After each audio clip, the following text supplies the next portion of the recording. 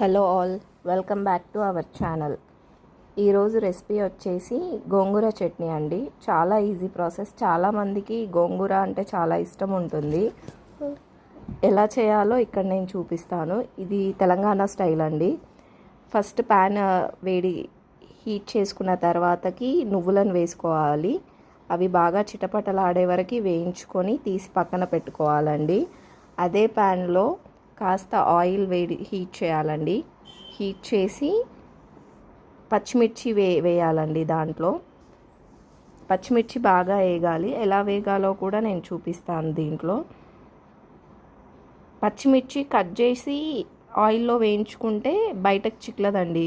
అదే పచ్చిమిర్చి కట్ చేయకుండా హోల్ పచ్చిమిర్చి అలానే వేస్తే మీద పడే ఛాన్సెస్ ఉంటుంది.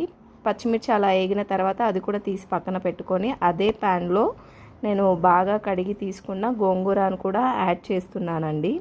గోంగూర కూడా బాగా వేగాలండి.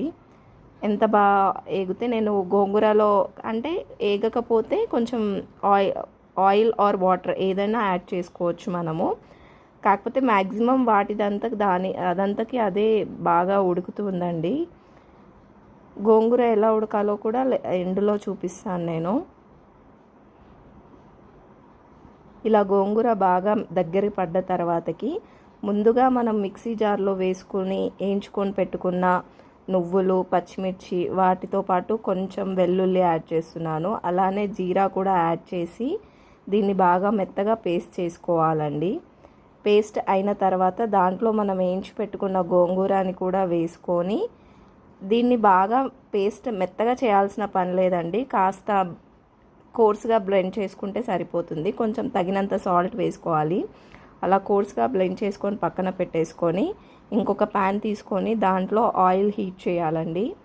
ఆయిల్ హీట్ చేసి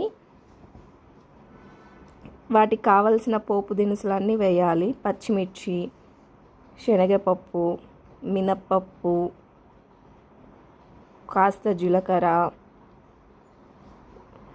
ఆవాలు, పసుపు, చివర్లో కాస్త కొత్తిమీర యాడ్ చేయాలి. నా దగ్గర లేనందుకు నేను యాడ్ చేయట్లేదు. కరివేపాకు యాడ్ చేయాలి. యాడ్ చేసి కరివేపాకు యాడ్ చేసిన వెంటనే లిడ్ క్లోజ్ చేయాలండి. అలా అయితే స్టవ్ మీద ఏమీ పడదు.